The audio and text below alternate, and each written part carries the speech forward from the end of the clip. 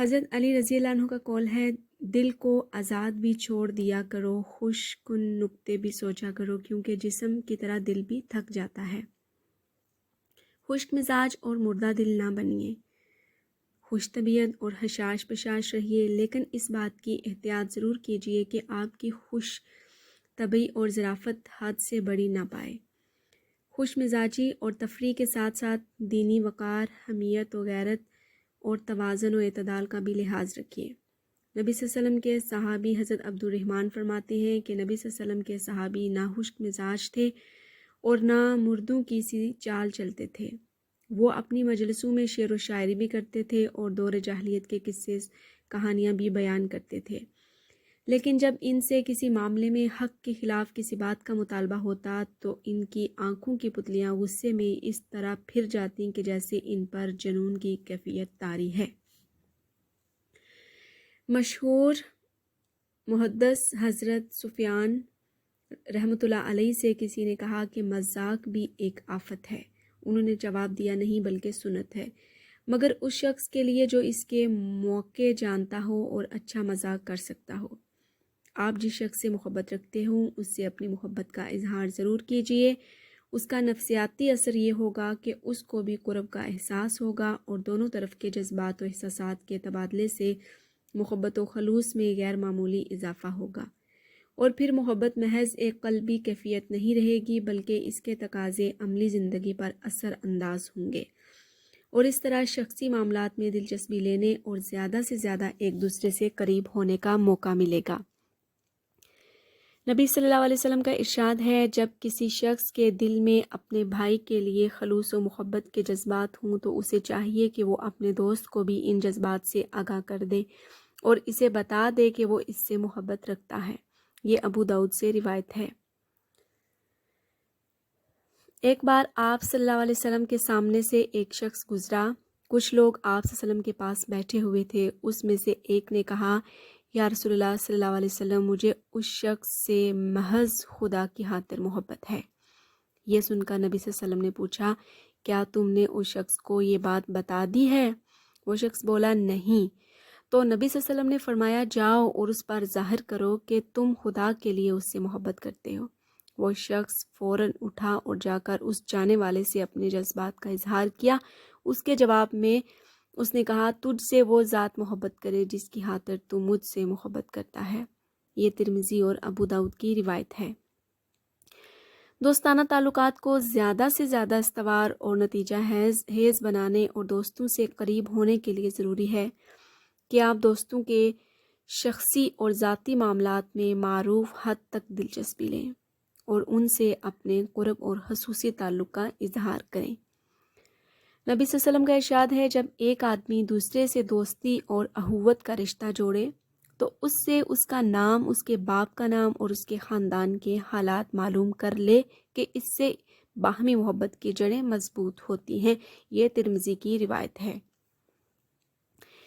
محبت کے اظہار اور تعلقات کی نوعیت میں ہمیشہ میانہ روی اختیار کیجیے، نہ تو ایسی سرد مہری کا مظاہرہ کیجیے کہ آپ کی محبت اور تعلق مشکوک نظر آئے، اور نہ ہی جوش و محبت میں اتنا آگے بڑھیے کہ آپ کی محبت اور دوستی جنون کی شکل اختیار کر لے اور خدا نہ خواستہ کسی وقت آپ کو پچھتانا پڑے۔ توازن اور اعتدال کا ہمیشہ لحاظ رکھیے اور مستقل مزاجی کے ساتھ ایسی متوازن روش اختیار کیجیے جس کو آپ برابر نبھا سکیں۔ حضرت عمر رضی اللہ عنہ نے فرمایا، تمہاری محبت جنون کی شکل اختیار نہ کرنے پائے اور تمہاری دشمنی ایذا رسانی کا باعث نہ بننے پائے۔ آپ نے مزید فرمایا، وہ ایسے کہ جب محبت کرنے لگو تو بچوں کی طرح چمٹنے اور طفلانہ حرکتیں کرنے لگو، اور جب کسی سے ناراض ہو تو اس کے جان و مال تک کی تباہی اور بربادی کے در پہ نہ ہو جاؤ۔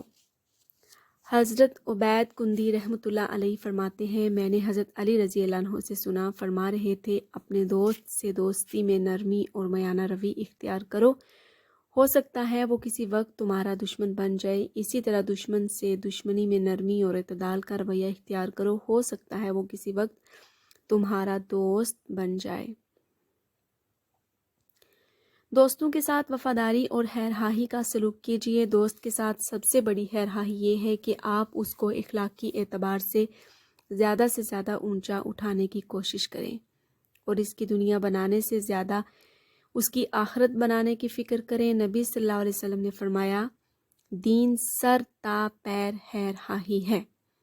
خیرخواہی کا اصل معیار یہ ہے کہ آپ اپنے دوست کے لیے بھی وہی پسند کریں جو اپنے لیے پسند کرتے ہوں، اس لیے کہ آدمی اپنا برا کبھی نہیں چاہتا۔ نبی صلی اللہ علیہ وسلم کا ارشاد ہے، اس ذات کی قسم جس کے قبضے میں میری جان ہے، کوئی بندہ مومن نہیں ہو سکتا جب تک کہ وہ بھائی کے لیے بھی وہی نہ پسند کرے جو اپنے لیے پسند کرتا ہے۔ اور مسلمان کے پر 6 حقوق بیان کرتے ہوئے آپ صلی اللہ علیہ وسلم نے فرمایا، اور یہ کہ وہ اپنے بھائی کی خیرخواہی چاہے، ہاں وہ غائب ہو یا موجود۔ اور آپ صلی اللہ علیہ وسلم نے یہ بھی فرمایا کہ بے شک اللہ نے اس شخص پر آگ کو واجب کر دیا ہے اور جنت حرام کر دی ہے جس نے قسم کھا کر کسی مسلمان کا حق مارا۔ صحابہ رضی اللہ عنہ میں سے کسی نے پوچھا، اگرچہ وہ معمولی سی چیز ہو؟ آپ صلی اللہ علیہ وسلم نے فرمایا، ہاں، اگرچہ وہ پیلو کی معمولی سی شاخ ہی کیوں نہ ہو۔ دوستوں کے دکھ درد میں شریک رہیے اور اسی طرح ان کی خوشیوں میں بھی بڑھ چڑھ کر حصہ لیجیے۔ ان کے غم میں شریک ہو کر غم غلط کرنے کی کوشش کیجیے اور ان کی مسرتوں میں شریک ہو کر مسرتوں میں اضافہ کرنے کی کوشش کیجیے۔ ہر دوست اپنے مخلصین سے بجا طور پر یہ توقع رکھتا ہے کہ وہ مصیبت میں اس کا ساتھ دیں گے اور وقت پڑنے پر اس کا ساتھ نہ چھوڑیں گے۔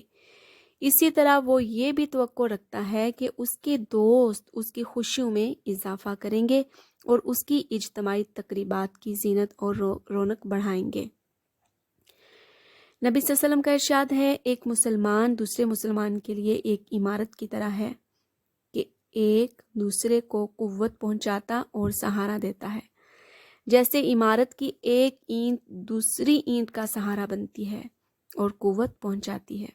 اس کے بعد آپ صلی اللہ علیہ وسلم نے ایک ہاتھ کی انگلیاں دوسرے ہاتھ کی انگلیوں میں ڈال دیں اور اس طرح مسلمانوں کے باہمی تعلق اور قرب کو واضح فرمایا۔ یہ بخاری اور مسلم کی روایت ہے۔ آپ صلی اللہ علیہ وسلم نے یہ بھی فرمایا، تم مسلمانوں کو باہم رحم دلی، باہم الفت و محبت اور باہم تکلیف کے احساس میں ایسا پاؤ گے جیسے ایک جسم کے اگر ایک عضو بیمار پڑ جائے تو سارا جسم بخار اور بے خوابی میں اس کا شریک رہتا ہے۔ یہ بخاری اور مسلم کی روایت ہے۔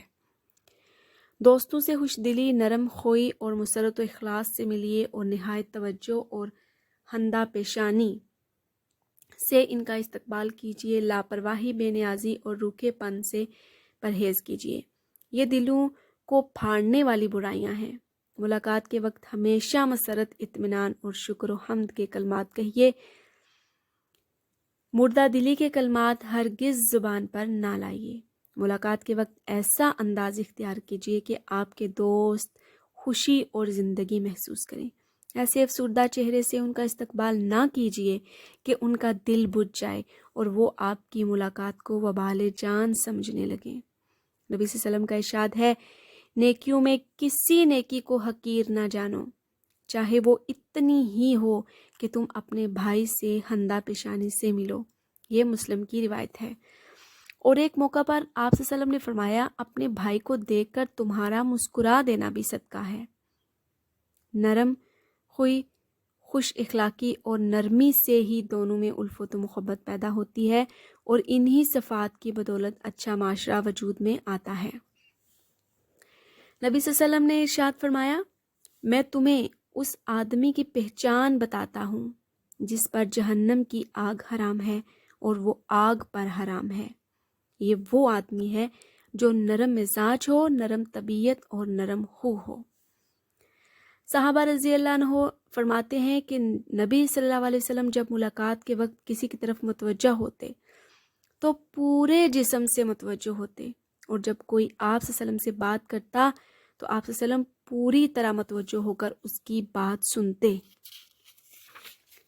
ایک مرتبہ آپ صلی اللہ علیہ وسلم مسجد میں بیٹھے ہوئے تھے، ایک شخص آیا تو اس نے تو آپ صلی اللہ علیہ وسلم نے اپنے جسم کو حرکت دی اور ذرا سمٹے۔ اس شخص نے کہا یا رسول اللہ صلی اللہ علیہ وسلم جگہ تو کشادہ ہے۔ نبی صلی اللہ علیہ وسلم نے فرمایا مسلمان کا یہ حق ہے کہ جب اس کا بھائی اسے دیکھے تو وہ اس کے لیے ذرا اپنے جسم کو حرکت دے۔ مومنین کی تعریف میں قرآن کا ارشاد ہے اذلۃ علی المؤمنین، اور مومنوں کے لیے بڑے نرم خو ہوتے ہیں۔ اور نبی صلی اللہ علیہ وسلم نے اس حقیقت کو یوں واضح فرمایا ہے کہ مومن بردبار اور نرم دل ہوتے ہیں، اس اونٹ کی طرح جس کی ناک میں نکیل پڑی ہو، اس کو کھینچا جائے اور وہ کھینچتا چلا آئے، اور پتھر پر بٹھایا جائے تو پتھر پر بیٹھ جائے۔ یہ ترمذی کی روایت ہے۔ اگر کبھی کسی بات پر اختلاف ہو جائے تو فوراً صلح صفائی کر لیجیے، اور ہمیشہ معافی طلب کرنے اور اپنے قصور کا اعتراف کرنے میں پیش قدمی کیجیے۔ حضرت ابو درداء فرماتے ہیں، بیان کرتے ہیں کہ ایک بار حضرت ابو بکر صدیق رضی اللہ عنہ اور حضرت عمر رضی اللہ عنہ میں سے کسی معاملے پر سخت کلامی ہو گئی۔ بعد میں حضرت ابو بکر کو بہت احساس ہوا اور وہ انتہائی مغموم نبی صلی اللہ علیہ وسلم کی خدمت میں پہنچے اور فرمایا یا رسول اللہ صلی اللہ علیہ وسلم، میرے اور عمر کے درمیان کچھ اختلاف ہو گیا ہے، مجھے غصہ آ گیا اور کچھ سخت باتیں ہو گئی، مجھے بعد میں بڑی شرمندگی ہوئی اور میں نے عمر رضی اللہ عنہ سے معافی چاہی، لیکن یا رسول اللہ صلی اللہ علیہ وسلم وہ معاف کرنے کو تیار نہ ہوئے۔ میں پریشان ہو کر آپ صلی اللہ علیہ وسلم کی خدمت میں آیا۔ نبی صلی اللہ علیہ وسلم نے فرمایا خدا تمہیں معاف فرمائے گا اور تمہیں بخش دے گا۔ اسی دوران حضرت عمر رضی اللہ عنہ کو بھی اپنی غلطی کا احساس ہوا اور وہ دوڑے دوڑے حضرت ابو بکر کے گھر پہنچے۔ وہاں معلوم ہوا کہ ابو بکر تو نبی صلی اللہ علیہ وسلم کی خدمت میں گئے ہیں، تو وہ بھی اسی وقت حضور صلی اللہ علیہ وسلم کی خدمت میں حاضر ہوئے۔ حضرت عمر کو دیکھ کر نبی صلی اللہ علیہ وسلم کے چہرے پر غصے کے آثار نمودار ہوئے۔ یہ دیکھ کر حضرت ابو بکر رضی اللہ عنہ بہت ڈرے اور نہایت عاجزی اور انکساری کے ساتھ گھٹنوں کے بل ہو کر نبی صلی اللہ علیہ وسلم سے عرض کیا یا رسول اللہ صلی اللہ علیہ وسلم، عمر کا کوئی قصور نہیں، قصور سارا میرا ہی ہے، میں نے زیادتی کی ہے اور میں نے ہی انہیں سخت سست کہا ہے۔ یہ دیکھ کر نبی صلی اللہ علیہ وسلم نے فرمایا خدا نے مجھے تمہارے پاس پیغمبر بنا کر بھیجا ہے، اور جب ابتدا میں تم لوگ مجھے جھٹلا رہے تھے اس وقت ابو بکر نے میری تصدیق کی اور جان و مال سے ہر طرح میرا ساتھ دیا، تو کیا اب تم میرے ساتھی کو رنجیدہ کر کے چھوڑو گے؟ سبحان اللہ، کتنی سبق آموز یہ واقعہ ہے۔ صلح صفائی کی کوشش میں کبھی تاخیر نہ کیجیے۔ جتنی تاخیر ہوتی جاتی ہے اتنی ہی خرابی جڑ پکڑتی جاتی ہے اور دلوں میں دوری پیدا ہوتی جاتی ہے۔ انجیل میں حضرت عیسیٰ علیہ السلام کی یہ نصیحت بڑی ہی ایمان افروز ہے۔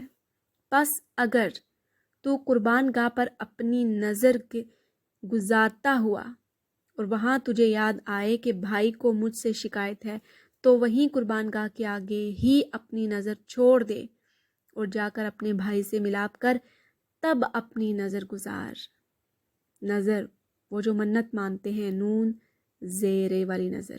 نبی صلی اللہ علیہ وسلم کا ارشاد ہے لوگوں کے اعمال ہر پیر اور جمعرات کو ہفتے میں 2 روز پیش ہوتے ہیں اور ہر مومن کو بخش دیا جاتا ہے سوائے اس کے جس کے دل میں اپنے مومن بھائی سے کوئی عداوت ہو۔ کہا جاتا ہے ان کو چھوڑ دو تاکہ یہ آپس میں صلح کر لیں۔ معلوم ہوا کہ آئندہ لمحہ زندگی کا ہے یا موت کا، اور کون جانتا ہے کہ اسے پیر یا جمعرات کا دن زندگی میں دیکھنا نصیب ہوگا یا نہیں۔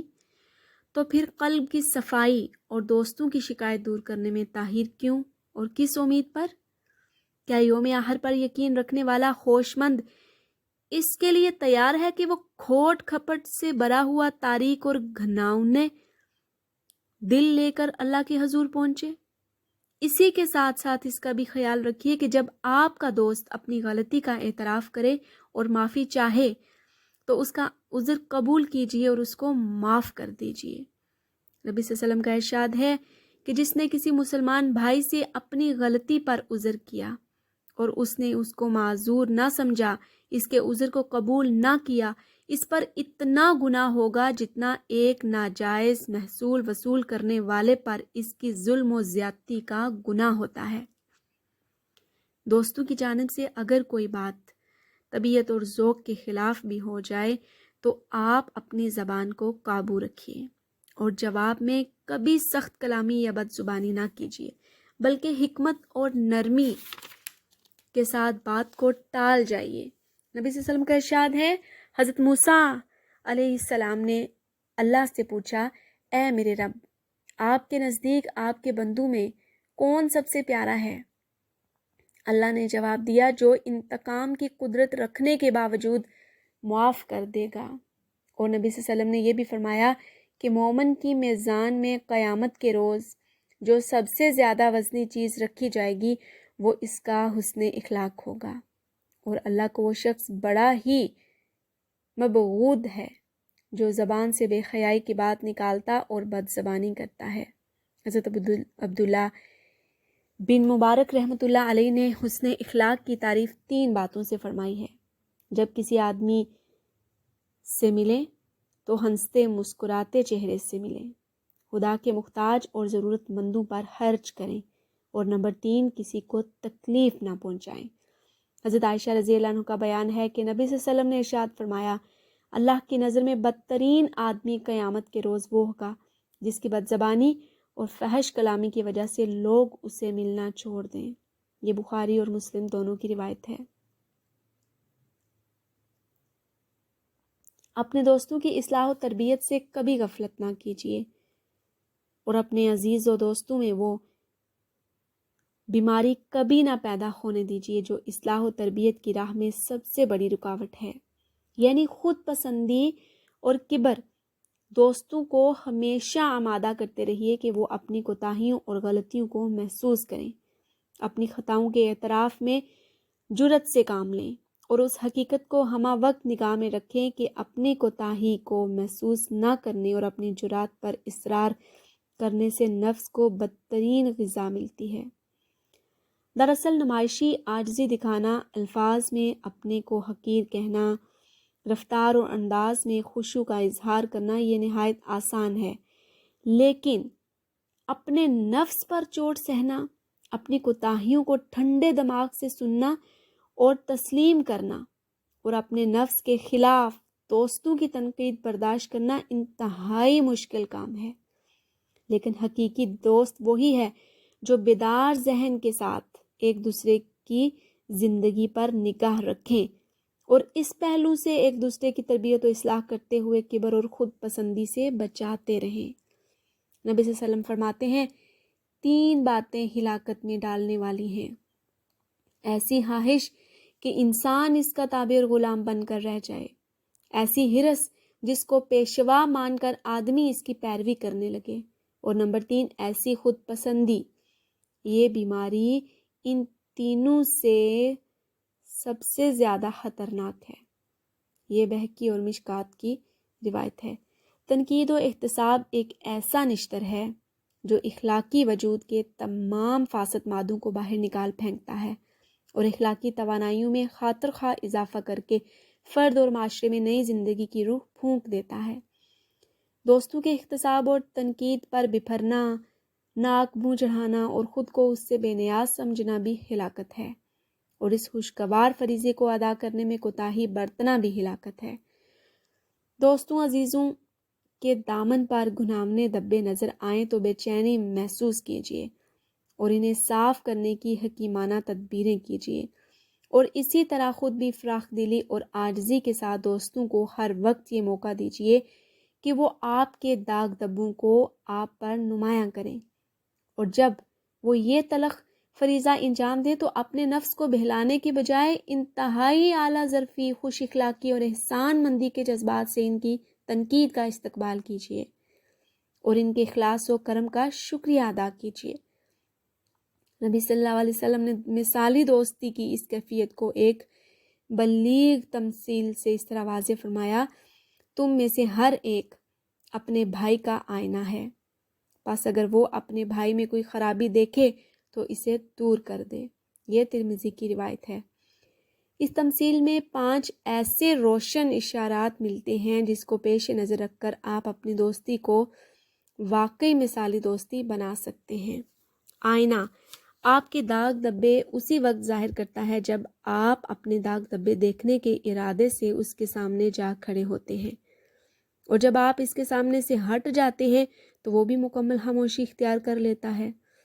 اسی طرح آپ بھی اپنے دوست کے عیوب اسی وقت واضح کریں جب وہ خود کو تنقید کے لیے آپ کے سامنے پیش کرے، اور فراخ دلی سے تنقید و احتساب کا موقع دے، اور آپ بھی محسوس کریں کہ اس وقت اس کا ذہن تنقید سننے کے لیے تیار ہے اور دل میں اصلاح قبول کرنے کے لیے جذبات موجزن ہیں۔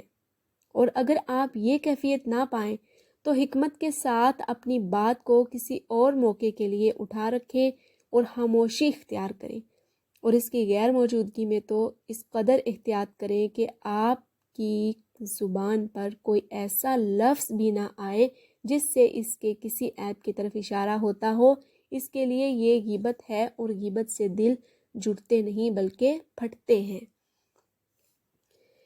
آئینہ چہرے کے انہی داغ دھبوں کی صحیح تصویر پیش کرتا ہے جو فی الواقع چہرے پر موجود ہوتے ہیں، نہ وہ کم بتاتا ہے اور نہ وہ ان کی تعداد بڑھا کر پیش کرتا ہے۔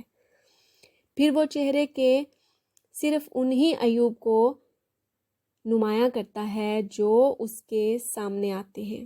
وہ چھپے ہوئے عیب کا تجسس نہیں کرتا اور نہ کرید کر عیبوں کی کوئی خیالی تصویر پیش کرتا ہے۔ اسی طرح آپ بھی جب اپنے کسی عزیز کے عیوب و بلا کا مقاصد بیان کریں، نہ تو بے جا مروت اور خوش آمد میں عیوب چھپائیں اور نہ اپنی خطابت اور زور بیان سے اس میں اضافہ کریں، اور پھر صرف وہی عیب بیان کریں جو عام زندگی سے آپ کے سامنے آئیں۔ تجسس اور ٹو میں نہ لگیں۔ پوشیدہ عیبوں کو کریدنا کوئی اخلاقی خدمت نہیں بلکہ ایک تباہ کن اور اخلاق سوز عیب ہے۔ نبی صلی اللہ علیہ وسلم ایک بار منبر پر چڑھے اور نہایت اونچی آواز میں آپ صلی اللہ علیہ وسلم نے حاضر کو تنبیہ فرمائی، مسلمانوں کے عیبوں کے پیچھے نہ پڑو۔ جو شخص اپنے مسلمان بھائیوں کے پوشیدہ عیبوں کے در پہ ہوتا ہے تو پھر خدا اس کے پوشیدہ عیبوں کو تشتزبام کرنے پر تل جاتا ہے، اور جس کے عیب افشاں کرنے پر اللہ تل جائے تو وہ اس کو رسوا کر کے ہی چھوڑتا ہے، اگرچہ وہ اپنے گھر کے اندر گھس کر ہی کیوں نہ بیٹھ جائے۔ یہ ترمذی کی روایت ہے۔ دوست عزیزوں، رشتہ داروں سے خلوص و محبت کا اظہار کرنے اور محبت کو اور زیادہ بڑھانے کے لیے ہدیوں اور تحفوں کا تبادلہ کیجیے۔ ہدیوں کے دینے لینے سے دل جڑتے ہیں اور محبتوں میں اضافہ ہوتا ہے۔ نبی صلی اللہ علیہ وسلم کا ارشاد ہے، ایک دوسرے کو ہدیہ بھیجا کرو تو آپس میں محبت پیدا ہوگی اور دلوں کی قدورت جاتی رہے گی۔ نبی صلی اللہ علیہ وسلم نے خود اپنے اصحاب کو کثرت سے ہدیے دیتے تھے، اور آپ صلی اللہ علیہ وسلم کے صحابہ بھی آپس میں کثرت سے ایک دوسرے کو ہدیے اور تحفے دیتے رہتے تھے۔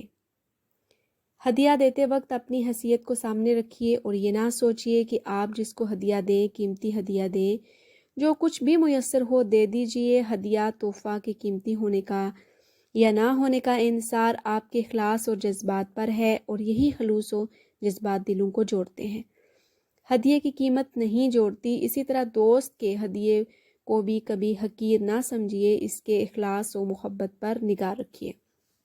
نبی صلی اللہ علیہ وسلم کا ارشاد ہے، اگر مجھے تحفے میں کوئی بکری کا ایک پایا بھی پیش کرے تو میں ضرور قبول کروں گا، اگر کوئی دعوت میں ایک پایا ہی کھلائے تو میں ضرور اس دعوت میں جاؤں گا۔ یہ ترمذی کی روایت ہے۔ ہدیے کے بدلے تحفے کے بدلے تحفہ ضرور دیجیے۔ نبی صلی اللہ علیہ وسلم اس کا اہتمام فرماتے تھے۔ آپ صلی اللہ علیہ وسلم کے نزدیک پسندیدہ تحفہ خوشبو کا تحفہ تھا۔ آپ بھی اس تحفے کو پسندیدہ سمجھتے، اور آج کے حالات میں کتاب بھی بہترین تحفہ ہے۔ اسی سلسلے میں کبھی کبھار ساتھ مل کر کھانے پینے کا بھی اہتمام کیجیے۔ دوستوں کو اپنے ہاں کھانے پر بلائیے، دوست احباب دعوت کریں تو نہایت خوشی سے ان کے ہاں جائیے۔ اس سے بھی خلوص و محبت کے جذبات بڑھتے اور مستحکم ہوتے ہیں۔ البتہ اس طرح کے مواقع پر غیر معمولی تکلفات برتنے اور سامان خوردنوش میں فراوانی دکھانے کے بجائے آپ اخلاص و محبت کے جذبات کی مقدار بڑھانے پر زیادہ توجہ دیجیے۔ دوستوں کی خبر گیری کیجیے، ضرورتوں میں ان کے کام آئیے اور ہر طرح جان و مال سے ان کی مدد کیجیے۔ اصبہانی کی ایک روایت ہے کہ حضرت عبداللہ بن عمر رضی اللہ عنہ کے پاس ایک آدمی آیا اور پوچھا کہ لوگوں میں اللہ کے نزدیک سب سے زیادہ محبوب کون ہے؟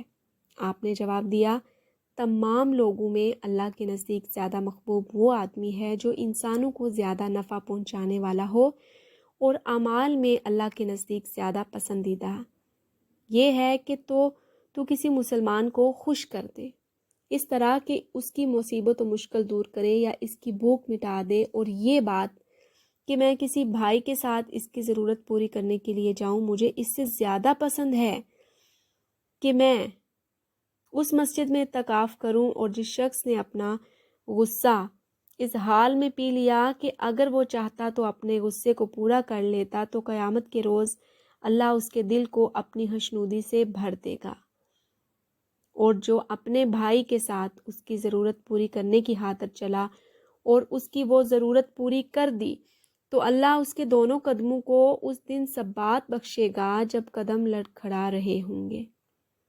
نبی صلی اللہ علیہ وسلم کا ارشاد ہے، جو شخص اپنے بھائی کی حاجت پوری کرے گا تو خدا اس کی ضرورت پوری کرنے میں لگا رہے گا، اور جو کسی مسلمان کی کوئی مصیبت دور کرے گا تو خدا قیامت کی مصیبتوں میں سے کسی مصیبت کو اس سے دور فرما دے گا۔ یہ بخاری اور مسلم دونوں کی روایت ہے۔ اور ترمذی کی روایت ہے کہ آپ صلی اللہ علیہ وسلم نے یہ بھی فرمایا کہ خدا اپنے بندوں کی مدد میں اس وقت تک لگا رہتا ہے جب تک بندہ اپنے بھائی کی مدد میں لگا رہتا ہے۔ حضرت عبداللہ بن عباس رضی اللہ عنہ کہتے ہیں کہ نبی صلی اللہ علیہ وسلم نے فرمایا، کسی مسلمان کی حاجت پوری کرنے کا اجر و ثواب 10 سال کے اعتکاف سے بھی زیادہ ہے۔ اور حضرت انس رضی اللہ عنہ کا بیان ہے کہ نبی صلی اللہ علیہ وسلم نے ارشاد فرمایا، جو آدمی اپنے مسلمان بھائی کے پاس خوشی اور مسرت کی بات لے کر پہنچتا ہے اور اس بات سے اس کو خوش کر دیتا ہے تو خدا قیامت کے دن اپنے اس بندے کو خوش کر دے گا۔ بہترین رازدار بنیے۔ دوست آپ پر اعتماد کر کے آپ سے دل کی بات کہہ دے تو اس کی حفاظت کیجیے، اور کبھی دوست کے اعتماد کو ٹھیس نہ لگائیے۔ اپنے سینے کو رازوں کا محفوظ دفینہ بنائیے تاکہ دوست بغیر کسی جھجک کے ہر معاملے میں مشورہ لے سکے اور آپ اپنے دوست کو اچھے مشورے دے سکیں اور تعاون کر سکیں۔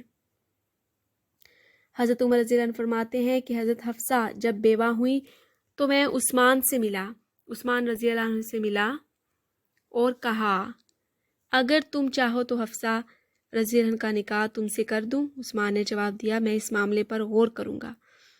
میں نے کئی راتوں تک ان کا انتظار کیا، پھر عثمان رضی اللہ عنہ مجھ سے ملے اور بولے، میرا ابھی شادی کرنے کا خیال نہیں ہے۔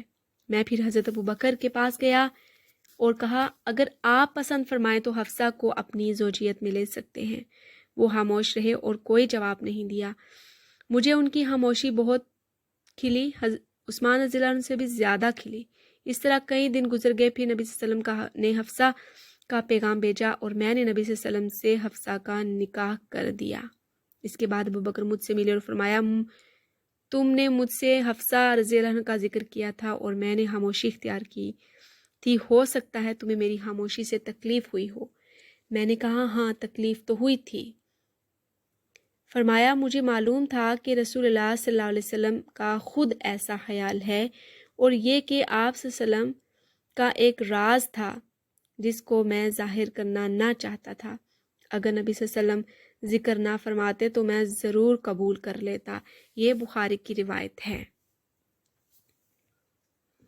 حضرت انس رضی اللہ عنہ بیان کرتے ہیں کہ ایک دن میں لڑکوں میں کھیل رہا تھا، اتنے میں نبی صلی اللہ علیہ وسلم تشریف لائے اور ہمیں سلام کیا اور پھر اپنی ایک ضرورت بتا کر مجھے بھیجا۔ مجھے اس کام کے کرنے میں دیر لگی۔ کام سے فارغ ہو کر جب میں گھر گیا تو ماں نے پوچھا، اتنی دیر کہاں لگائی؟ میں نے کہا نبی صلی اللہ علیہ وسلم نے اپنی ایک ضرورت سے بھیجا تھا۔ بولی کیا ضرورت تھی؟ میں نے کہا وہ راز کی بات ہے۔ ماں نے کہا دیکھو رسول اللہ صلی اللہ علیہ وسلم کا راز کسی کو نہ بتانا۔